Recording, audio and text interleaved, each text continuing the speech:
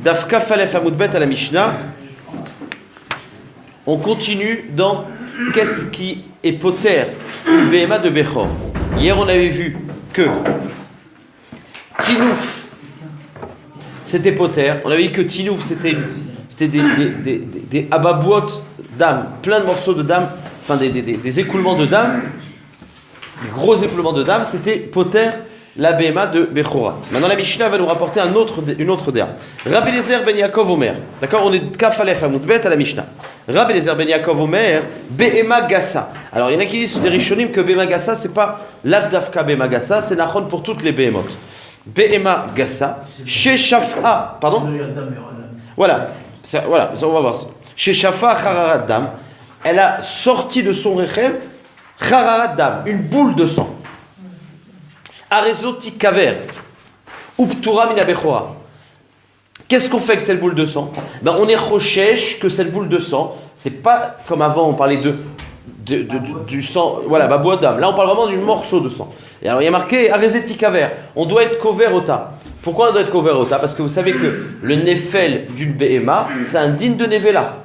Donc on est rochèche, bien qu'on ne voit pas, si on avait vu un embryon sortir de BMA, alors vadaï que c'est métamé, Bemaga ou Massa, c'est indigne de Nevela. Là on n'a pas vu, on a vu une boule de sang, un mélange de sang et un peu de bassa. Enfin ouais, un morceau de sang, une boule de sang. Donc il faut l'enterrer comme si ça avait été tamé, Uptura mina Bechora. Et la BMA d'après, elle n'est pas tour de Bechora, donc on considère que c'est un Bechor. Enfin celui qui est né, c'était pas un Bechor, mais en tout cas c'était un Vlad. Voilà. Alors maintenant on attaque la Gemara. Tane Rabbi Chia. Ena metame lobemaga velo bemasa. Rabbi Chia il est mechadesh que cette boule de sang, elle n'a pas le digne de tumat maga vemasa. On ne considère pas que c'est une nevela. Alors la Gemara demande. Alors si c'est ça, pourquoi tu l'enterres? Ou meachar, enfin c'est lui qui explique lui-même. Ou meachar de ena metama lobemaga velo bemasa. Puisqu'on dit qu'il n'y a pas de tumat nevela, donc on ne considère pas que c'est un vlad. Amaïti kaver. Alors pourquoi l'enterrer? Quand tu enterres, c'était des choses pour pas que la touma se propage, on l'enterrait sous terre. Mais si c'est pas métamé, alors pourquoi tu l'enterres? Réponse de la Gemara. Kedele parsema sheniftera min abechora. C'était pour être mefarsem que celui d'après n'est pas bechor. Si on l'avait jeté à la poubelle, alors on n'en aurait pas parlé. Quand tu prends cette boule et tu l'enterres, les gens ils se disent si on enterre c'est que c'est un vlad, donc le prochain il n'est pas tour de Bechora. Si on l'avait jeté à la poubelle, on l'aurait oublié. Donc l'éolam c'est pas un vlad, puisque c'est pas métamé. On va voir, la Gemara va expliquer. On n'a pas fini. L'éolam c'est pas un vlad, donc c'est pas métamé. Mais malgré tout on l'enterre pour faire marquer le coup comme si ça avait été un vlad et pour rendre pas tour la BMA d'après de Bechora. Et la Gemara elle demande les mimra. On connaît les farcema je t'ai fait les mimra de Vlad Mealiaou. La Gemara dit mais si tu es poter de Bechora la deuxième, et c'est la raison pour laquelle tu l'enterres pour le faire savoir. Donc ça veut dire que c'est un Vlad Mealia. Qu'est-ce qui est poter de Bechora? C'est seulement s'il y a eu un Vlad. Alors Amai en metame bemaga lo bemaga velo bemasa. En gros il y a une stira. Comment tu peux dire que c'est pas tamé et pourtant c'est poter de Touma et Tahara? Vous comprenez la question? Et là vous allez comprendre. Amar Rabbi Yochanan bishun bitul berov nagouba. En vérité c'est un digne de bitul berov. C'est-à-dire cette boule, maintenant on va bien expliquer le coup. Qu'est-ce qui se passe? Il y a une boule de sang qui sort. On est sûr que cette boule de sang, c'est même pas un safek, c'est sûr que c'est un vlad. Une boule de sang gauche, il y avait un vlad.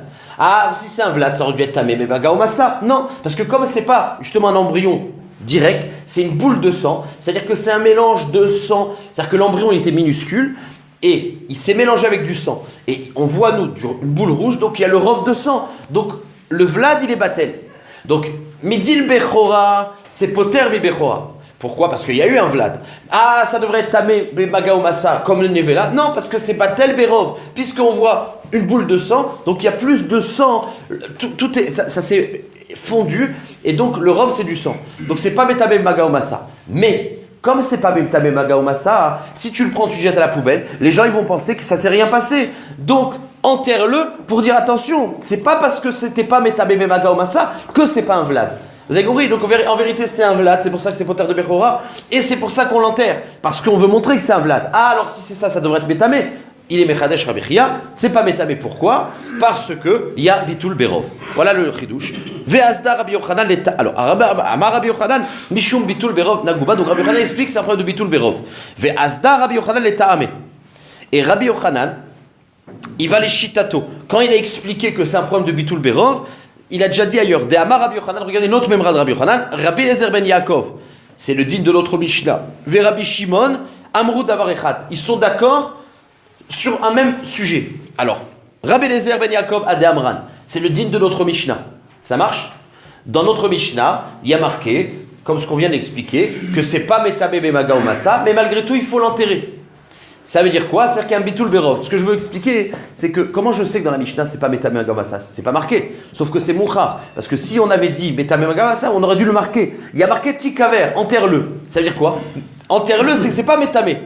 Donc on voit de Rabbi Eliezer ben Yaakov dans notre Mishnah qui considère quelque chose qui est poter bebechora et pourtant c'est pas métamé parce qu'il pense bitul berov. Et Rabbi Yochanan il nous dit c'est ça la raison.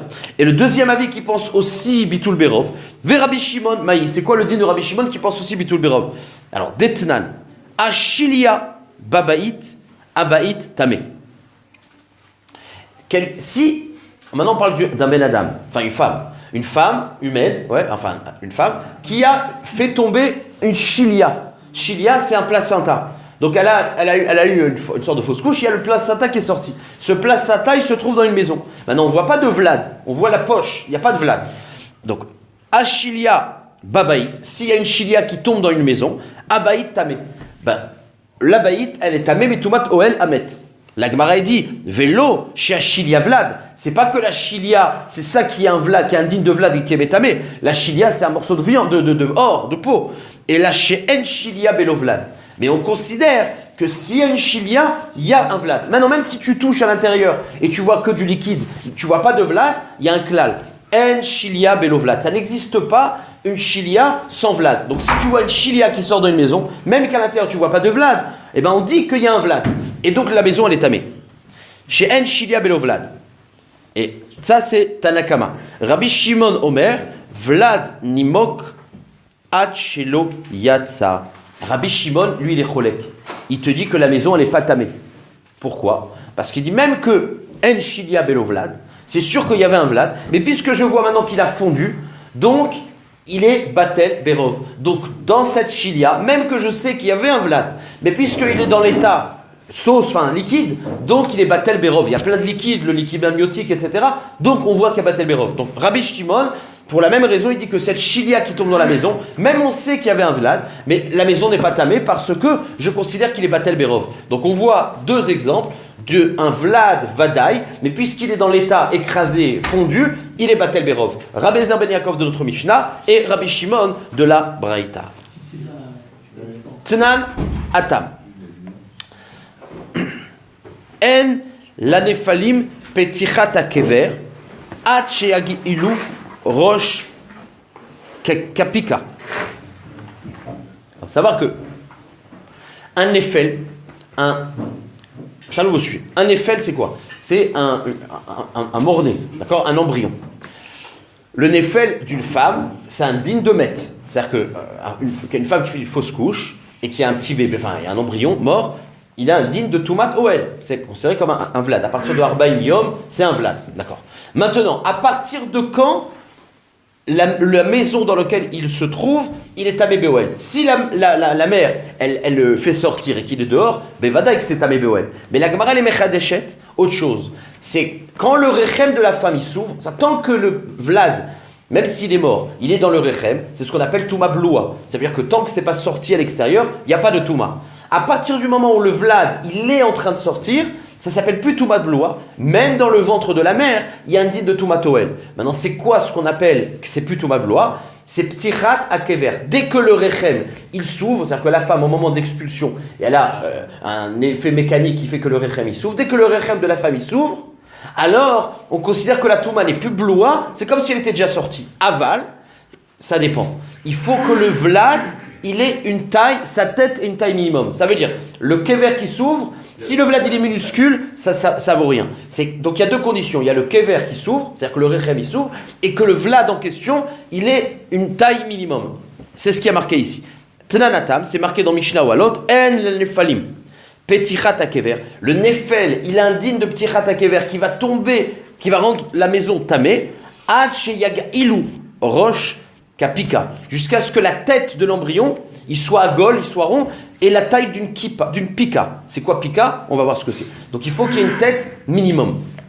Mai kapika, c'est quoi le chiour qu'on appelle pika? Amaravuna kepika shel tsemer, comme une pelote de laine. Vous savez, comme une pelote de laine, le bout de la pelote, il y a toujours le bout du fruit, il est tout le temps arrondi. D'accord? Le fruit, il est tout le temps un peu arrondi. D'accord? Bon, ça ne nous parle pas énormément, mais c'est le rond d'une pelote de laine. Ça ne dit pas la taille. Bah si, à l'époque, il y avait une taille standard. Tu achetais une pelote de laine, tu vois le petit rond de la... Ah, tu veux que je te dise en millimètres combien c'est, Anilo Eder? C'est tout petit. Amarle Rabbi Chia. Amarle Chia Barav le Ravuna. Rabbi Parish Shel. Ah, ok. Rabbi, il a dit, c'est quoi ce qu'on appelle? D'accord. C'est quoi pika? On a dit c'est le bout de la pelote. Maintenant, vous savez que dans les pelotes, il y a le ch'ti et le RF. C'est-à-dire que quand on faisait un béguet, il y avait les routes qu'on mettait de long en longueur, et comment on tisse? On mettait des routes en largeur aussi. Le ch'ti, c'est le route de la longueur, et ce qui passait en transversal, c'était le RF. Et la pelote de ch'ti, elle est plus fine que celle de RF. Donc quand on a dit, comme le bout de la pelote, est-ce que c'est ch'ti ou c'est RF? Bon, ça ne nous parle pas énormément. Maï, Amar le Chia Barav le Ravuna. Il a demandé Chia Barav à Ravuna. Rabbi Parish, est-ce qu'il t'a expliqué Rabbi Shel Shti ou Shel Erev? Est-ce que le chiour c'est la pelote Shti ou Erev? Amar le Tanya, c'est une braïta. Pika Shel Shti. Divré Rabbi Meir, Rabbi Yehuda Omer Shel Erev. Donc c'est une marloquette. Nous, ça ne nous parle pas tous ces sujets-là. Mais à l'époque où il y avait le din de Touma et Tara, et les fausses couches, c'était malheureusement encore plus fréquent. Il y avait toujours un ignan. Parce qu'imaginons que dès que la maison elle est tamée, tout ce qui est dans la maison c'est tamé. Tous les kélis, etc. Donc c'était une marloquette qui ne nous parle plus, mais à l'époque c'était très important. C'est l'air. Hein? Quoi? C'est quoi? Ils vont mesurer. Ouais. Rabbi Lezer Berabbi Tzadok Omer, Mishe Yarou Tefifut. Alors lui il dit que il est cholek, les gamri. Il te dit que la ptichat akever, à partir du moment où le rechem il s'ouvre et qu'il y a un embryon dedans, on s'en fout de la taille de l'embryon. Misheyerao tefifut. À partir du moment où toi tu vois tefifut, c'est quoi tefifut? Alors vous allez voir. Maï tefifut. C'est dès que c'est qu'est-ce qu'on appelle l'ouverture du rechem. C'est-à-dire que d'après Rabbi Eliezer Ben Yaakov, Rabbi Tzadok, c'est pas la taille du bébé, c'est dès que le rechem il est bien ouvert. Dès qu'il y a la petite rata rechem, on s'en fout de la taille de l'embryon. Et c'est quoi l'ouverture du rechem? Misheyeraou tfifut. Dès qu'on voit tfifut. Alors la Gemara demande, c'est quoi? Maï tefifut. Amar Ravuda Mar Shmuel, Mishum Rabbi Eliezer Ben Rabbi Tzadok, Kach hayom mefarshim birushalayim. C'est quoi kefifut? C'est kepreda, comme une préda, c'est une jument, chez Koraat Leatilim Emea, qui se penche pour uriner. Venirit pika betor pika, c'est-à-dire comme ça. Le rechem, il y a en fait comme ça, il y a l'endroit automakom chez la BMA. Maintenant, c'est rond, c'est-à-dire que quand elle urine, ça fait une ouverture ronde. Maintenant, le rechem aussi, l'ouverture elle est ronde. Maintenant, quand une jument, elle urine, alors elle se penche et donc elle ouvre cet endroit-là et on voit pika betor pika, c'est-à-dire le rond dans le rond. C'est-à-dire qu'il faut qu'on puisse voir le rond du rechem. C'est-à-dire qu'en temps normal, quand une béma elle est fermée, enfin elle urine pas, on voit pas le rond bifnim du rechem. Mais quand elle urine, on voit le rond du rond. Et ben une femme enceinte, la femme dont on parle, c'est la même chose. C'est quand on voit kefifut, c'est kippa. On voit les deux kippotes. C'est-à-dire que on arrive à voir le rechem qui est ouvert. C'est-à-dire que quand on regarde Botomakom, on arrive à voir la première ouverture qui est ouverte. Ça c'est l'endroit Ritsoni et l'ouverture du rechem. Voilà. Quand on voit ça chez une femme, c'est ce qu'on appelle, d'après Rabbi Eliezer ben Rabbi Tzadok, tfifut, et c'est métamé la maison BOL. Ouais. Bien que c'est pas sorti, et bien que le bébé n'a pas de taille précise. Oui. C'est que pour les femmes. Amar Ravuna, Shamati, Shte Pikot. Bon, Ravuna, il reste sur le même sujet. Il dit, comme on a vu le chiour de Pikot, on avait vu le Pikot, c'est le bout de la pelote. Il y en a deux. Il y a deux halachot pikot. Shte pikot. Achat shel shti, ve'achat shel arev. Il y a des dinim que c'est shti, Et donc c'est plus petit, et il y a des lignes que c'est Arev. Ve'en il est faresh, mais je ne sais pas. Ça, j'ai entendu qu'il y a des sujets où la taille c'est shti, et des sujets c'est Arev. Ve'en li le faresh. Et je ne sais pas c'est quoi. C'est quoi shti, c'est quoi Arev. Ve'ki ata Ravdi mi amar Rabbi Yochanan. Quand il est venu Ravdi mon Rabbi Yochanan, il dit de moi, shalosh pikot shamati. Moi je dis, il n'y a pas 2 tailles de pikot, il y en a 3 tailles de pikot. Achat shel shti, ve'achat shel erev. Ça on parle de pelote de laine. Ve'achat shel pikagdola shel sakain. Alors vous savez, le sac, c'était quoi sac? C'était un autre tissu. Comment on faisait les sacs à l'époque? C'était des poils de chèvre. D'accord? Les poils de chèvre, c'est des poils qui sont très épais. Donc on en faisait des tissus, et c'est avec ça qu'on faisait les sacs. C'est très robuste, très épais, le sac. D'accord? On ne faisait pas un bégad avec ces sacs. On ne pouvait faire que des sacs. C'était robuste, mais ce n'était pas agréable. La pelote de cette pelote-là, elle était encore plus épaisse. Ça marche? Donc je reprends.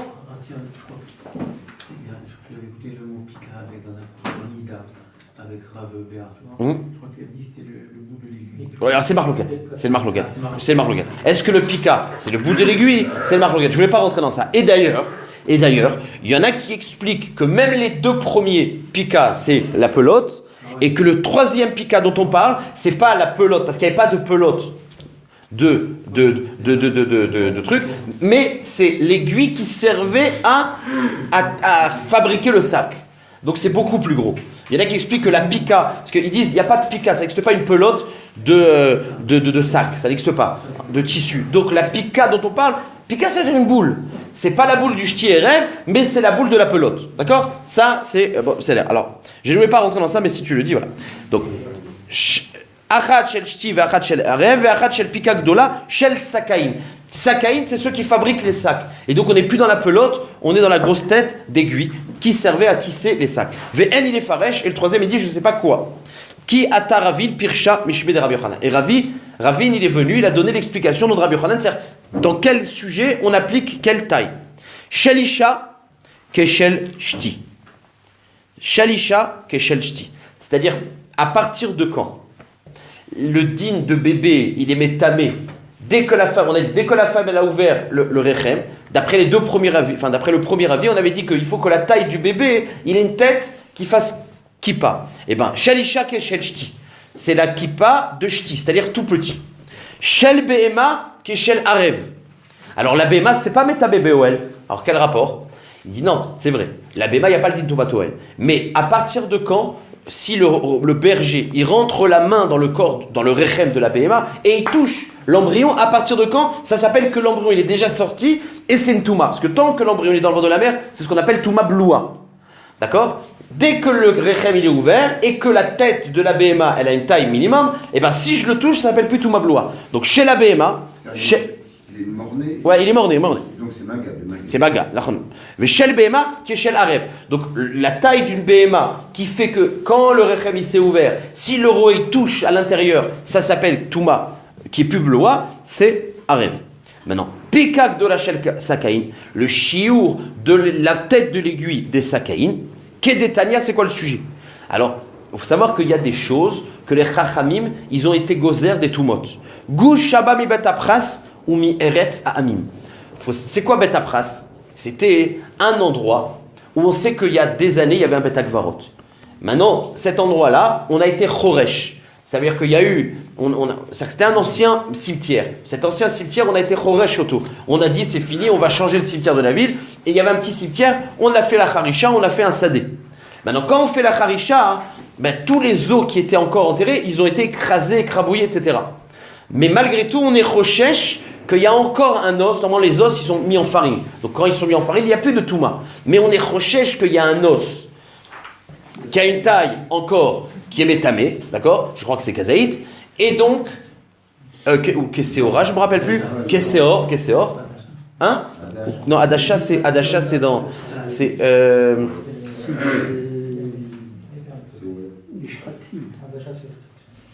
dans les Shratzim, c'est dans les Shratzim. Le shiur, je ne me rappelle plus, je n'ai pas vérifié.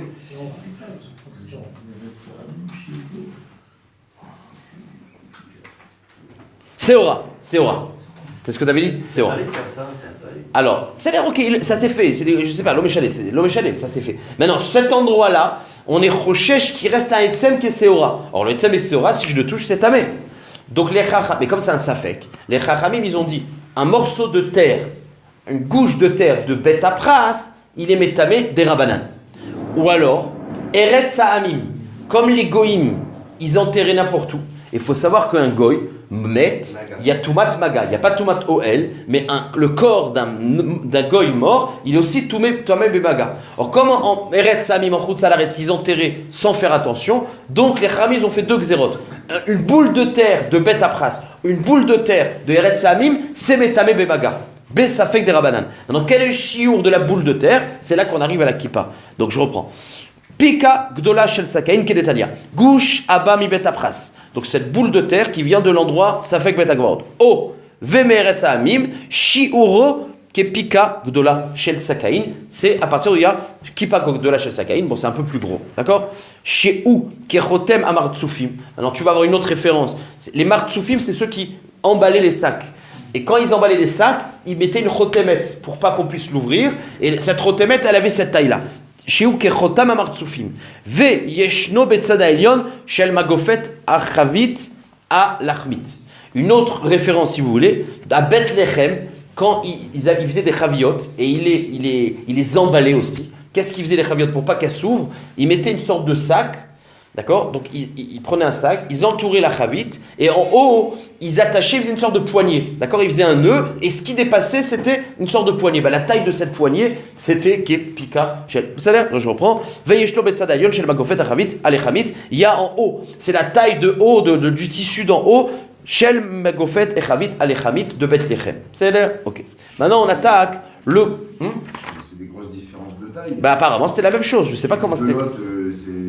Non, c'est pas la pelote. On a dit que c'est l'aiguille, c'est la tête d'aiguille. Ici, c'est la tête d'aiguille. Bon, c'est là. Oui, les deux premiers, c'est Shtiva et Rêve. Le troisième, c'est une marloquette. Est-ce que quand la femme elle a accouché ou pas, donc c'est une grosse différence. Non, là, en l'occurrence, le chiour, c'est le gouche de Eretz Ha'amim. C'est quoi la taille de ce gouche qui est métamé des Rabanan? Alors, effectivement, bon, c'est là. Amaresh Lakish. Alors maintenant, on va attaquer une sugia de Touma. Et cette sugia-là, c'est est-ce qu'une Touma qui a été bétela, donc il y a une Touma qui a été bétela, est-ce qu'il y a le dit de Choser Vénéor? Est-ce qu'elle peut être réveillée? C'est en gros une Touma, un objet qui était tamé, mais qui a été batel. Est-ce qu'il peut être réveillé par quelque chose d'autre? C'est ça le nocé. D'accord. Alors on attaque. Amar Resh Lakish Mishum Rabbi Yehuda Nessia. Alokeach Tsir Miyama Haaretz. Alors bien, là on va expliquer un peu, faire une ekdama, c'est quoi ce tsir? Il faut savoir que quand on salait le poisson, d'accord, on salait du poisson pour le garder longtemps, il y avait une sorte de cire, c'est du mohal, c'était une sorte de liquide qui sortait du poisson. Maintenant ce cire, c'est zéa belma, c'est pas vraiment un liquide, c'est une sorte de sueur, on appelle en français, c'est de la sueur. La sueur, c'est l'ochel. Zélo davar chashuv, zélo mamachout, donc c'est pas un ochel. Maintenant, cette cire-là, c'était très salé, ça avait un goût de poisson, c'était utilisé comme une épice. D'accord? Enfin, il pouvait l'utiliser.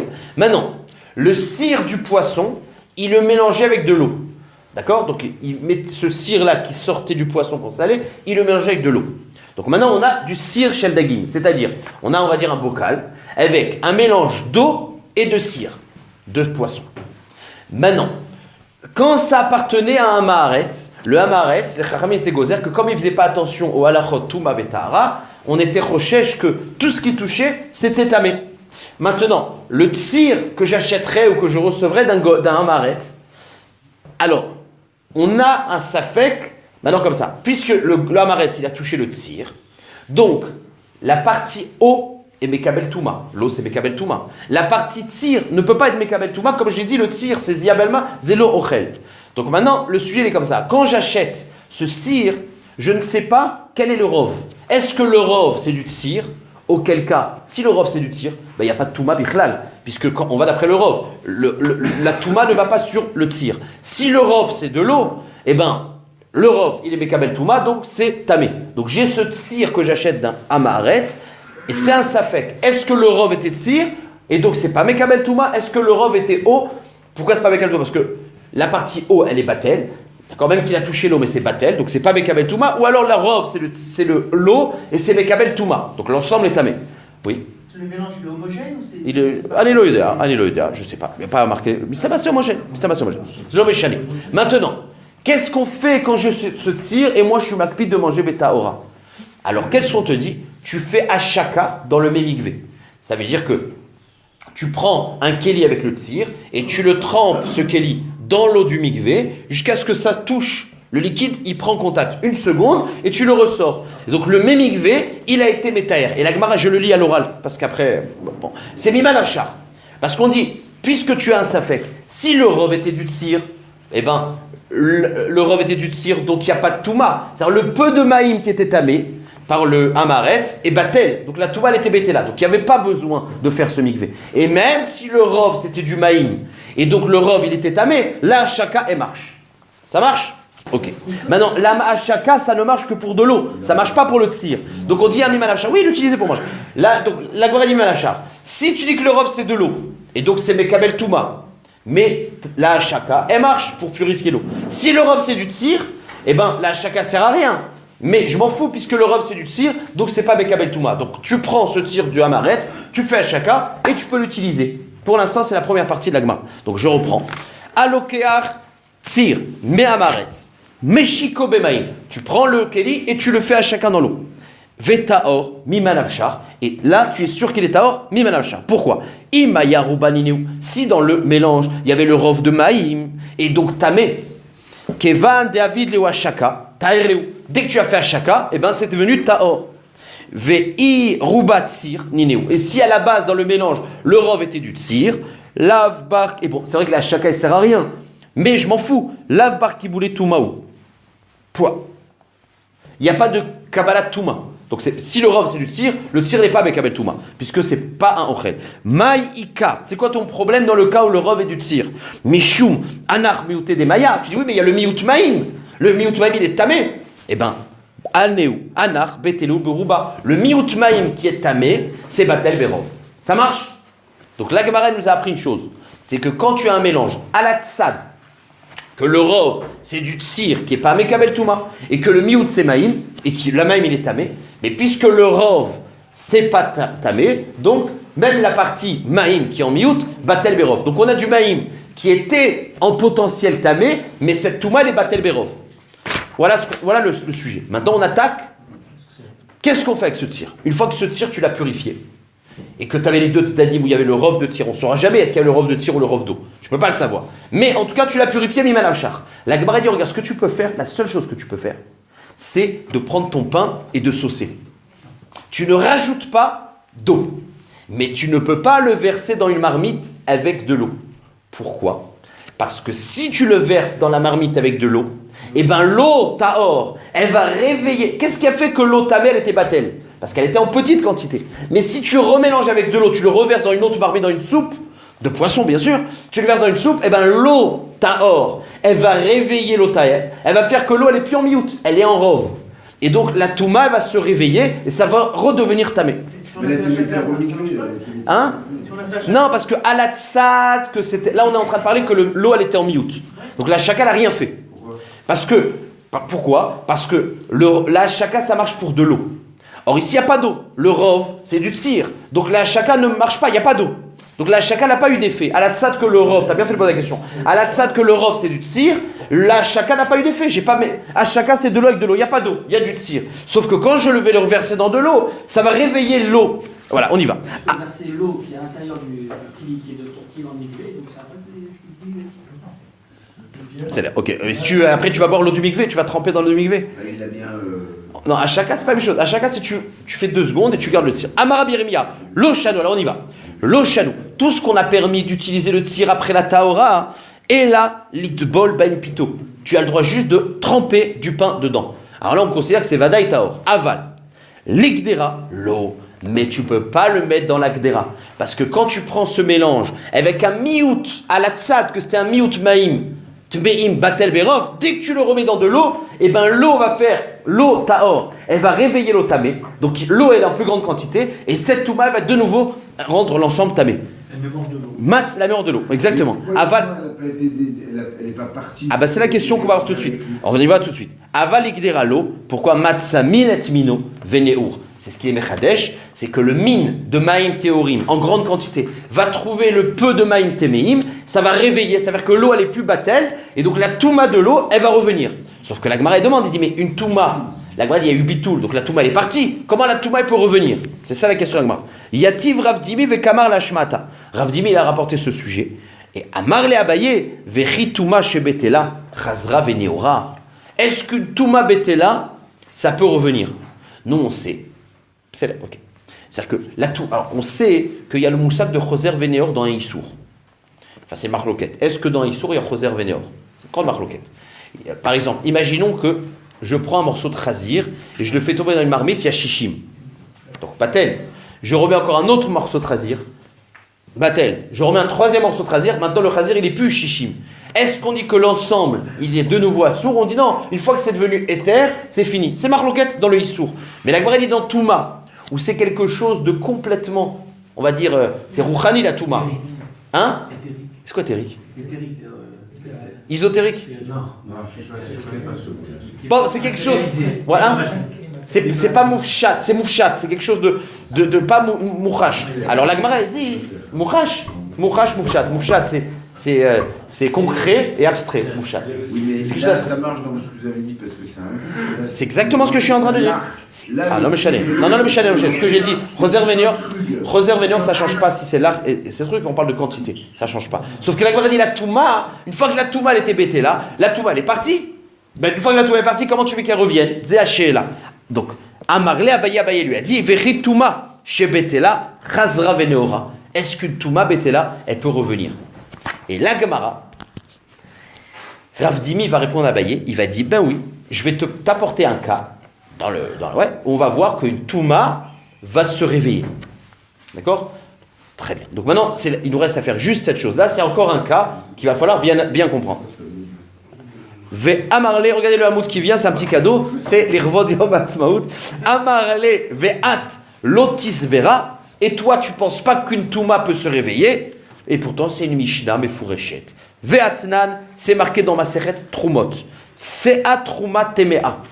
Donc, tu as une quantité de Truma Temea, un Se'a, une grande quantité de Truma Temea. La Truma Temea, qu'est-ce qu'on fait? On la brûle, on peut rien faire. D'accord.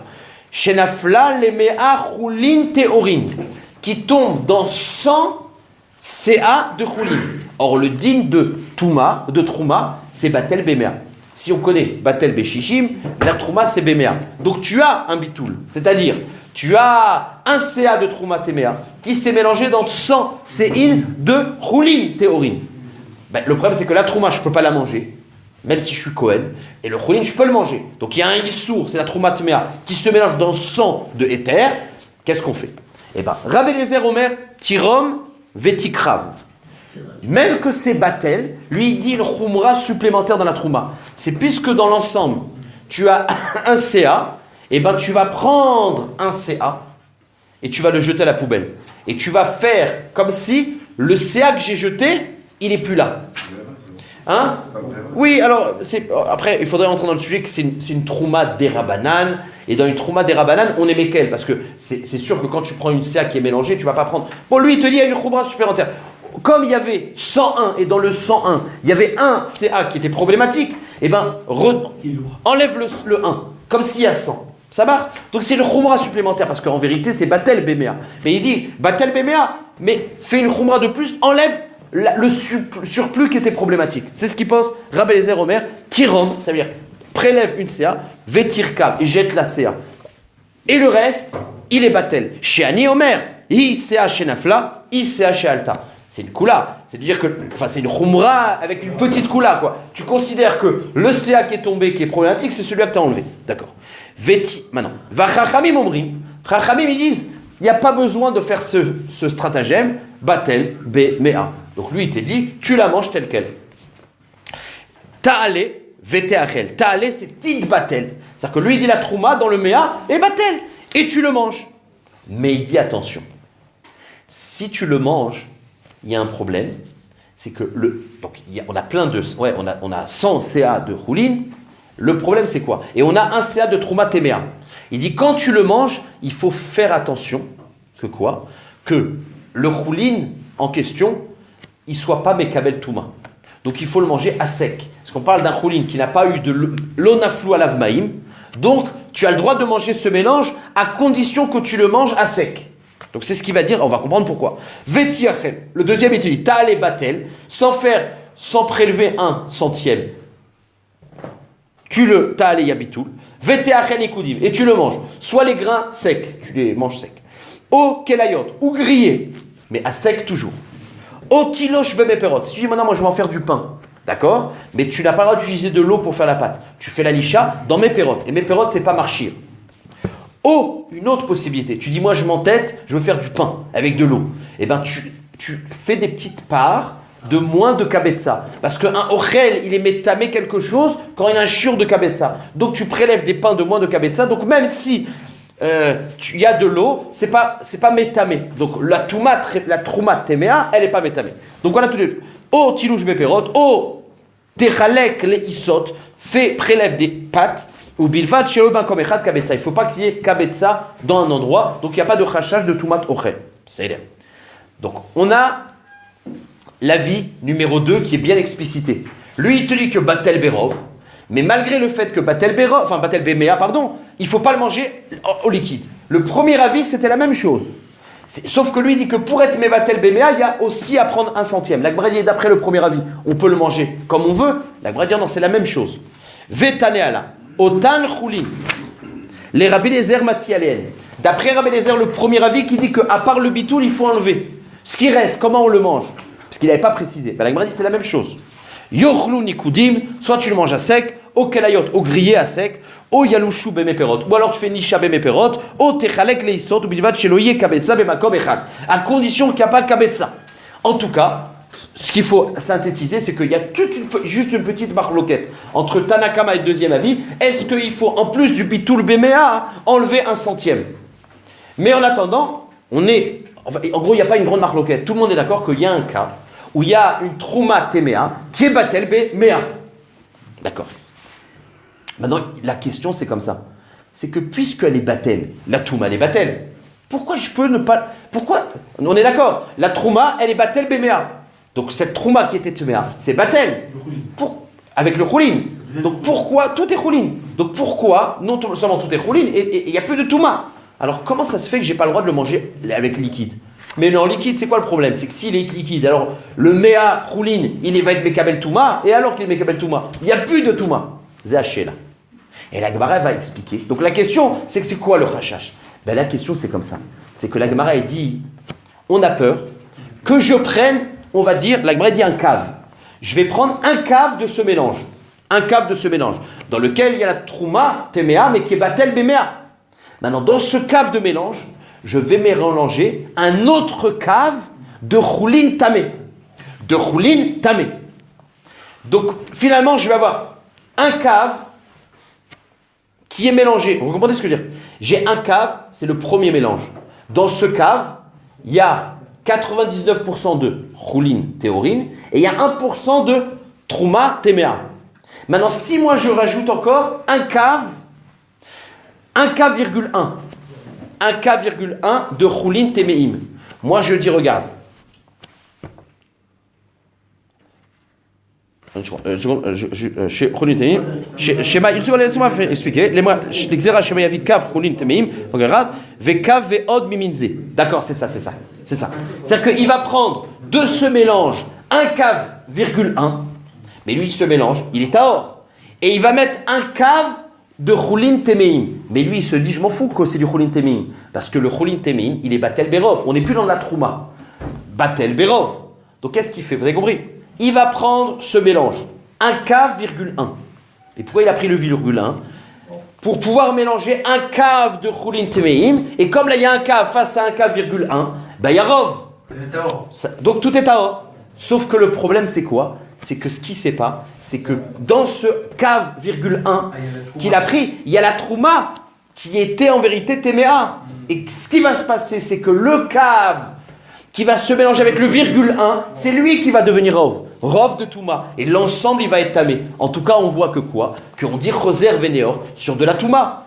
Donc pourquoi il faut manger ce mélange à chaque fois à sec? Parce qu'on a peur que si tu le mets liquide, et que donc ça peut être Mekabel Touma le Choulin, il va mélanger un cave, virgule 1 de ce mélange, que pour lui c'est Tahor, avec un cave de Choulin Temeim, en pensant j'ai le Rov Tahor. Sauf que ce qu'il ne sait pas, c'est qu'il n'a pas le Rov Tahor. Parce qu'il y a le virgule 1 de Trouma qui était endormi, mais qui va retrouver du Choulin, qui est tamé. Donc la Touma va réveiller la Touma, et ça va être le Rov tamé. Donc on voit que la Touma réveille la Touma. Donc je reprends. On appelle une cellule dormante. Exactement.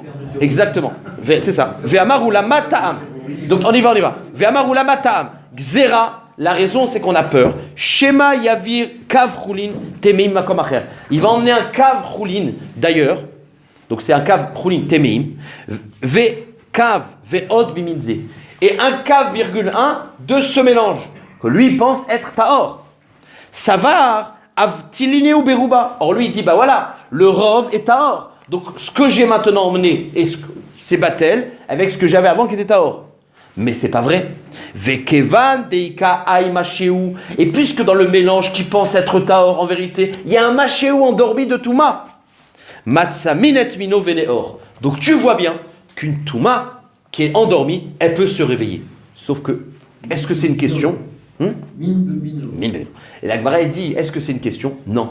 Parce qu'il y a une grande différence entre le cas numéro 2 et le cas numéro 1. Parce que le cas numéro 2, c'est de la Touma qui les réveille la Touma. Parce que dans le cas numéro 2, on avait rajouté un cap de Touma qui va réveiller cette Touma. La Touma réveille la Touma.